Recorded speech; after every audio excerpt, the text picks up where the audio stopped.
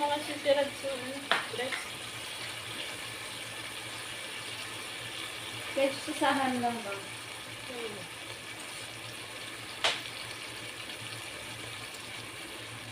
Ayaw man nila nung ganong kupsa.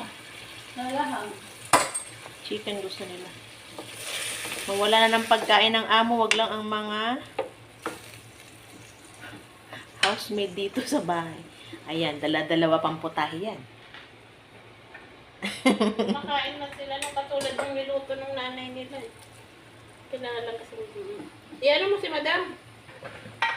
Paano nga itong ba nga pa? Yun nga, nagcha-charge. Mamaya, pag napunta.